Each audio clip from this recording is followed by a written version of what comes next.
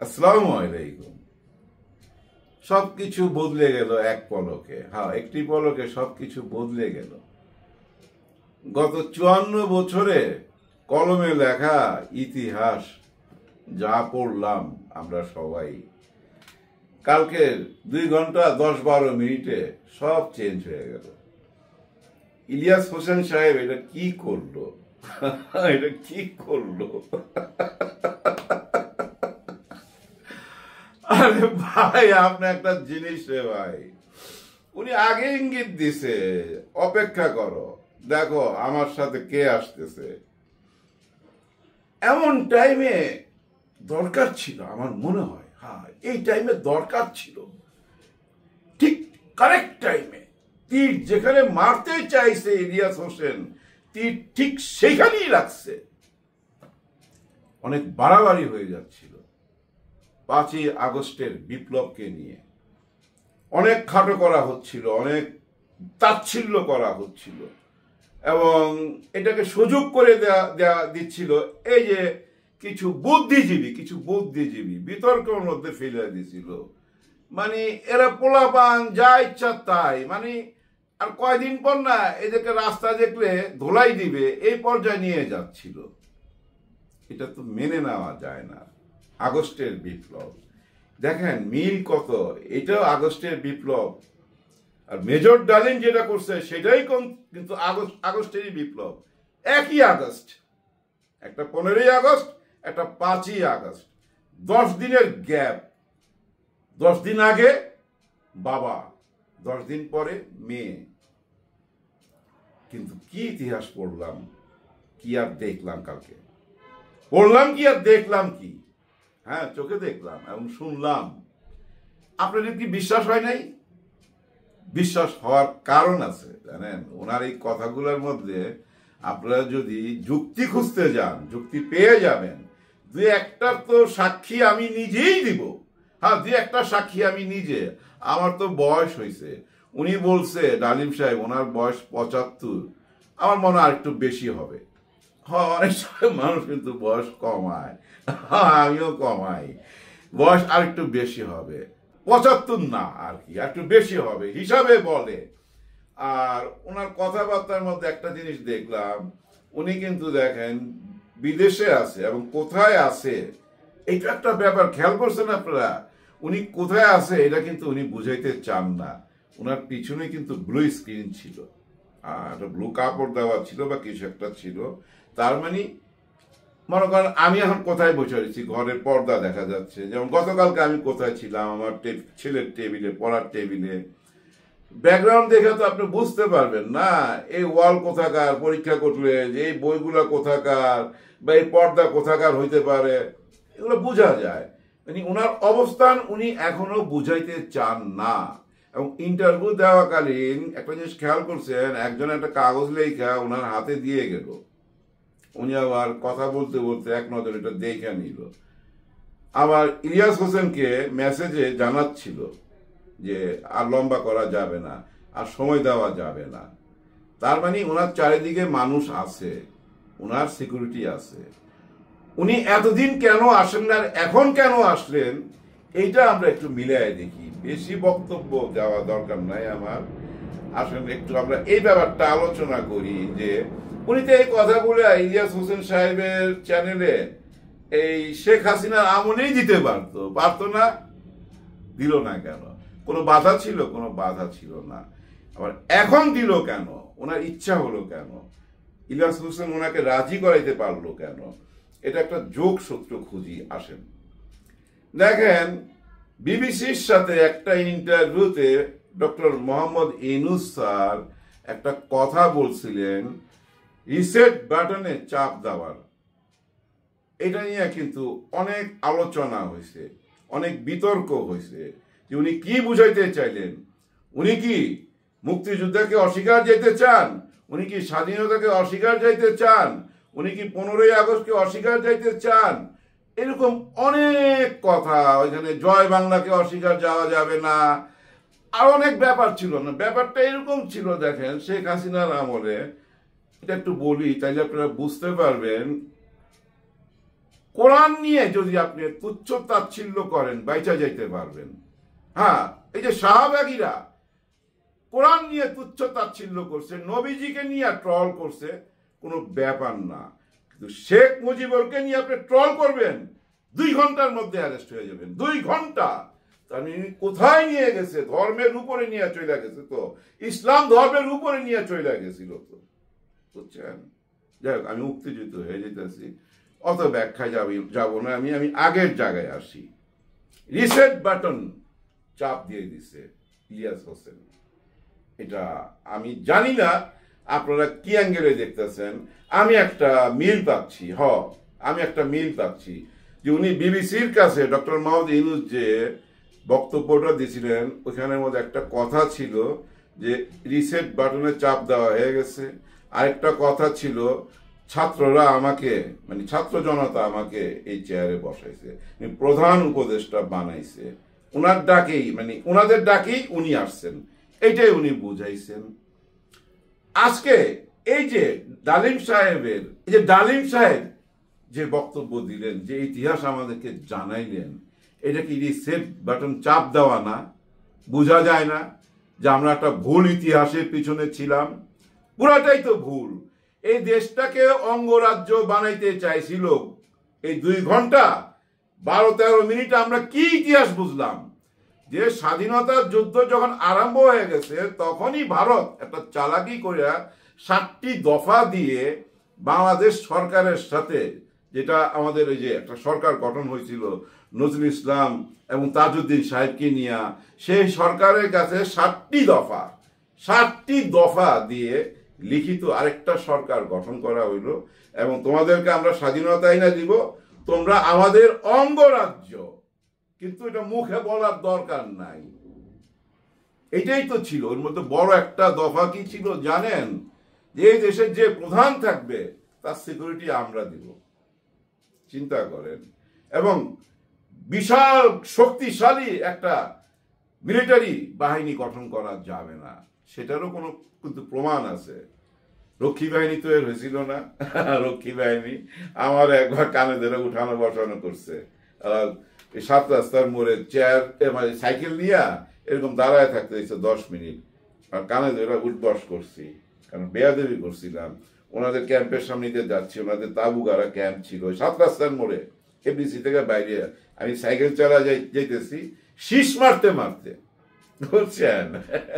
আমার ছিল লম্বা চুল, বাকি চুলটা কাটে নাই, যার জন্য আমাকে ওই শাস্তি দিয়েছে। সেই রক্ষী বাহিনী বানাইছিল। আর মিলিটারি তখন অনেকে, বুঝছেন, জুতা ফাইটা গেছে, সিলাই করে পড়তে হয়েছে। ওই টাইমে মিলিটারির দিকে কোনো নজর ছিল না।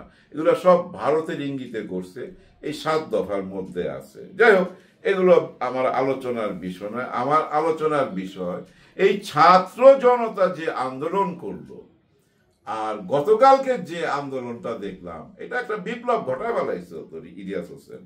বিপ্লব পুরো চেঞ্জ করে দিছে, তো সবাই মাথা খারাপ করে দিছে। 8 লক্ষ লোক দেখতেছিল একসঙ্গে, আর এর মধ্যে আমি কিছুক্ষণ আগে দেখলাম 75 লক্ষ মানুষ দেখছে। ভাবা যায়? 24 ঘন্টা তো পার হয় নাই, আগামী 5 দিনে দেখেন তো 5 কোটি হয়ে যাবে। ইতিহাস। এত মানুষ কেন ওনাকে সাপোর্ট দিচ্ছে? আমরা তো জানতাম উনি খুনি, উনি বঙ্গবন্ধুকে খুন করছে। কেন দিচ্ছে জানেন? গত 54 বছরে মানুষ দিনে দিনে বুঝতে পারছে বাস্তবতা, সব বাস্তবতা ফুইটা উঠছে। ভাসানী সাহেব কেন ভারতের বিপক্ষে ছিলেন, এবং অন্য অন্য বড় বড় নেতারা কেন বিপক্ষে ছিলেন, পিনাকিদা কেন বিপক্ষে, বা ইলিয়াস হোসেন কেন বিপক্ষে। দেখেন, ইলিয়াস হোসেন কিন্তু একটা কথা বলছিল যে আমাদের এই যে জাতীয় সঙ্গীত রবীন্দ্রনাথ লেখছে, এটা আমরা মাইনা নেব না। এটা নিয়ে কিন্তু উনি বহুবার কথা বলছেন। সেম কথাটা ডালিম সাহেবও বলছেন। আর উনাদের বিপ্লবটা শুরু হয়েছিল চুল টানা নিয়ে। বাপ্পি ডালিম সাহেবের শালা, উনার চুল টান দিছিল ওই যে গাজী কম্বল চোর। আমি সাক্ষী ভাই, আমি সাক্ষী দিতেছি। এই যে উনার যে বক্তব্য 2 ঘন্টার 2.25 ঘন্টার, এর মধ্যে 2-4টা সাক্ষী আমি দেই। আমি আসলে কিন্তু কম্বল চোর ছিল এই গাজী, রেড ক্রসের চেয়ারম্যান বানাইছে ব কলম লোক রে। এই লোকটার পোলাপান বাপ্পি মানে ডালিম সাহেবের শালার চুল ধরা টান দিছে। বেচারা ছাত্র মানুষ, বিদেশ থেকে আইছে, তখনকার ফ্যাশন ছিল লম্বা চুল। এই যে একটু আগে আমি বললাম না যে আমার লম্বা চুল ভাগ্যেশ কাইটা দেয় নাই, ফ্যাশন ছিল। চুল ধরা টান দিয়া বলে যে আপনি এটা আসল চুল না নকল চুল, একবার না দুইবার। তারপর তর্ক বিতর্ক বাইর করে দিছে। তারপরে কিছুক্ষণ পর আমাদের মিশা সওদাগরের মতো, এগুলো তো সিনেমা দেখেন, আপনারা বিশ্বাস করতে চান না, বিশেষ করে এই যে তামিল ছবিতে দেখায়, ঠিক ওইভাবে বিয়া বাড়িতে ঢুকে গেল একজন মেজরের মানে শালীর বিয়া বা ওনার আত্মীয়র বিয়া। ওই বিয়াতে ঢুকে গেলেন সাথে 16-17 জন আর্মস সহকারে। তখনকার স্ট্যান্ড গান ছিল, মেইনস আর্ম, ওই স্ট্যান্ড গান নিয়ে ঢুকে গেছে, পিস্তল নিয়ে ঢুকে গেছে। ওই কই তুই এদিকে বাইর, ভূত বাইরে গেছ, ভূত বাইরে গেছ, পুরা রংবাজি সিনেমা। সমস্ত মেহমান বেকুবের মতো তাকায় রয়েছে। সেম জিনিসটা কিছুদিন আগে এই যে আওয়ামী লীগের এক মন্ত্রী এক বিয়ে বাড়িতে করছে, এই গত বছর সেম ঘটনাটা, ঢুইকা চিল্লাইতেছিল মাল খাওয়া। এই গাজীও কিন্তু মাল খাওয়া, ওই 24 ঘন্টায় মাল খাইতো কম্বল চোর। ও এই কাণ্ডটা করছে এবং আপনার ডালিম সাহেব এবং ডালিম সাহেবের বউকে কিডন্যাপ করে নিয়ে চলে গেছে। চিন্তা করা যায়। এবং 32 নম্বরে যায় রাইট ভোরা এটা মিটিং হয়েছে, বিচার আচার হয়েছে। গাজী সাহেব কে সরি বলতে, গাজী সাহেব বলতেছি আমি, এই গাজী চোরাকে না মাপ চাইতে বলছে এই ডালিম সাহেবের ওয়াইফের কাছে। উনি যখন পা বাড়াইছে তখন পায়ের থেকে জুতা খুইলা এই ডালিম সাহেবের ওয়াইফ উনি কিন্তু বলছে এক সামনে আসবি না, তোর কোনো ক্ষমা নাই।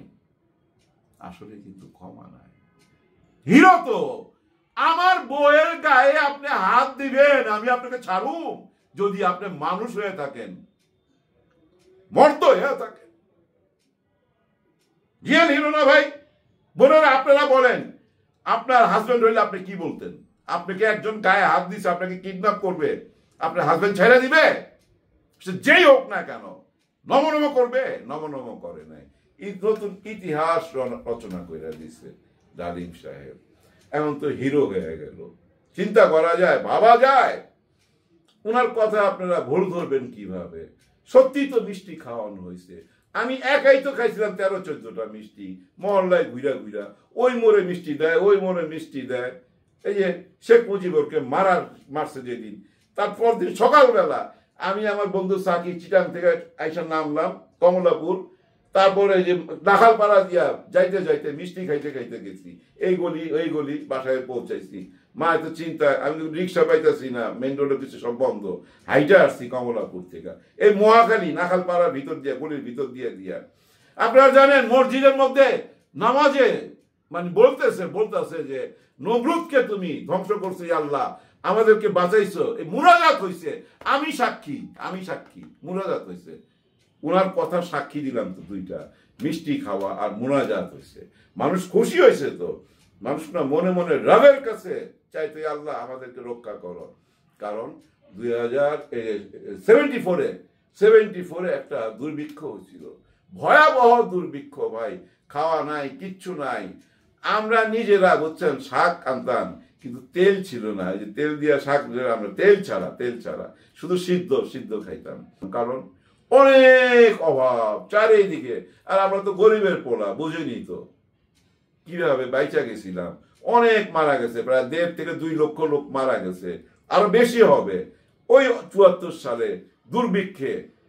ওই যে বাসন্তী জাল পড়ছে না শাড়ির অভাবে, অনেকে বলে ফটো সেশন, এটা হলো যে মিডিয়া, এই যে আমাদের হাসিনা মিডিয়া এগুলা বাই করছে। ঘটনা সত্য তো ভাই, সব সত্য, নিজে দেখছি তো। ফার্ম গেটে বমি করতেছে, সে বমি খাইতে চায় আরেকজন ধৈর্য নিয়ে তাকে চল আমি তোরে খাওয়াই। এরকম মানুষ কঙ্কাল হয়ে গেছিল। ওই যে ইথিওপিয়া যেরকম দেখতাম না, এরকম কঙ্কাল হয়ে গেছিল। আমারই তো বুকের হাড্ডি বাইর হয়ে গেছিল, সারাদিন একবেলা খাইতাম। এই অভাবের মধ্যে এই শেরাটন হোটেলের মধ্যে এই যে সুলতানাকে বিয়ে করে শেখ কামালই তো ছিল বোধহয় নাম, রংবাজ।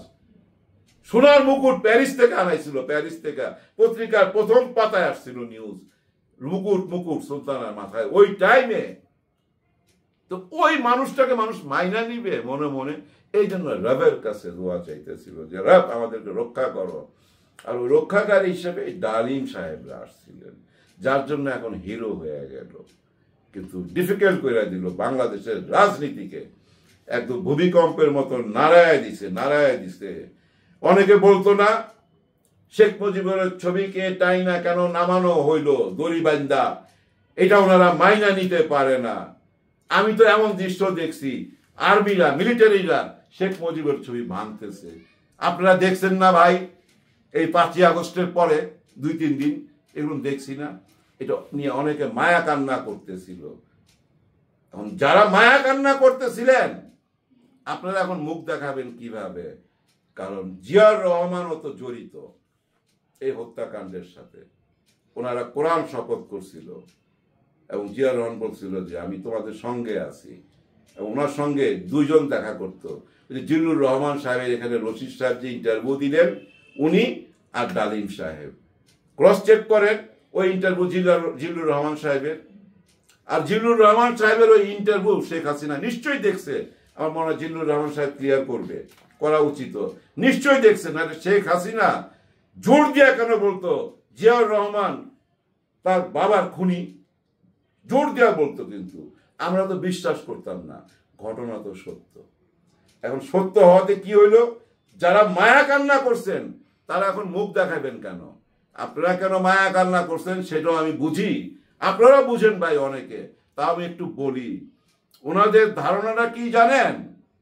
যে স্বাধীনতার পক্ষে আর বিপক্ষের যদি ধুম তুলতে পারি তাহলে আওয়ামী লীগের ভোটগুলো তো আমরাই পাবো। আওয়ামী লীগ কোনোদিন জামাতকে শিবিরকে ভোট দিবে? অসম্ভব।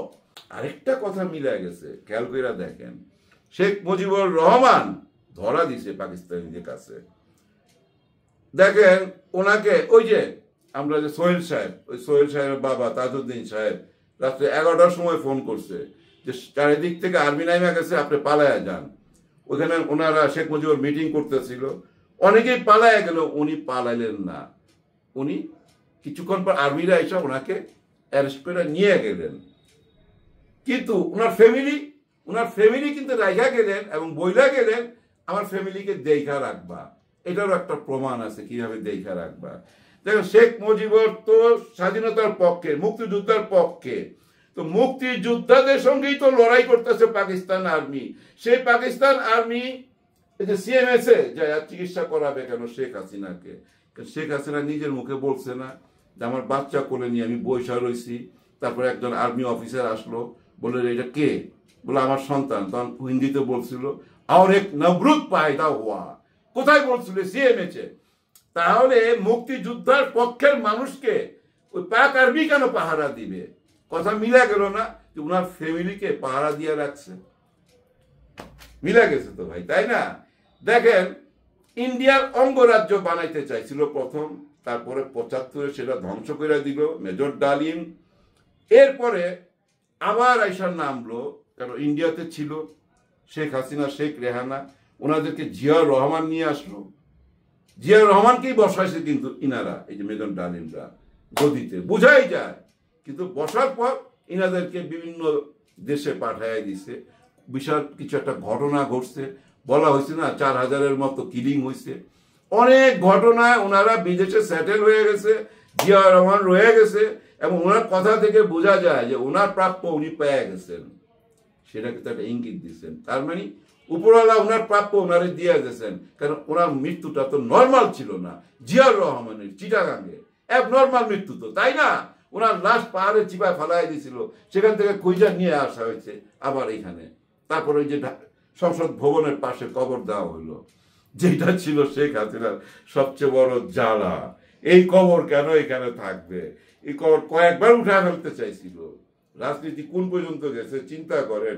এই কবর উঠায়া ফেরা মানে এই কবর উঠায়া বগুড়া বা নোয়াখালী অন্যদিকে দিয়ে আসো। যদি সম্ভব হইতো, ধর্মতে যদি অ্যালাউ হইতো যে কবর চেঞ্জ করা যায়, কনফার্ম থাকেন। ওই যে ওনার বাবার কবর ওনার দেশের বাড়ি থেকে আইনা এখানে দিত, আর জিয়া রহমানের কবর বগুড়ায় পাঠায় দিত, কনফার্ম থাকেন।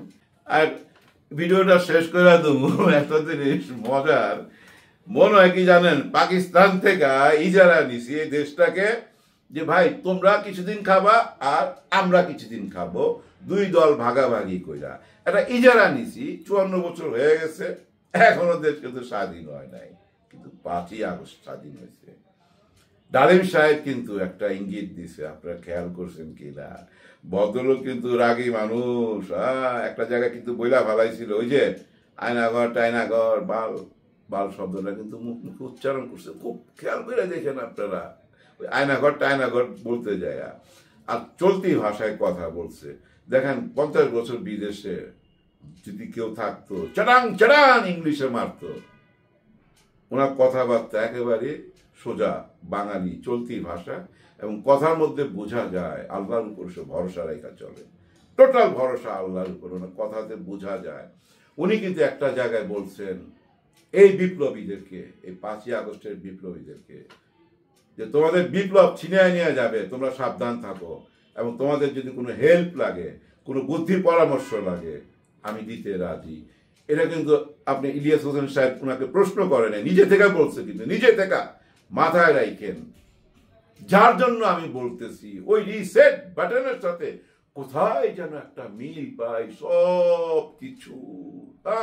এই যে ওনারা কয়েকদিন আগে 31শে ডিসেম্বর ঘোষণা দিতে চাইছিল না, আপনার 72-এর সংবিধান চেঞ্জ, ছুঁড়া ফেলে দুমু বলছিল, কবর দুমু বলছিল না, তখন সব দল মিলা, বিশেষ করে বিএনপি নো নো নো বলে চিৎকার করছিল। আসলে তো 72-এর সংবিধান জিয়াউর রহমানই চেঞ্জ করছে।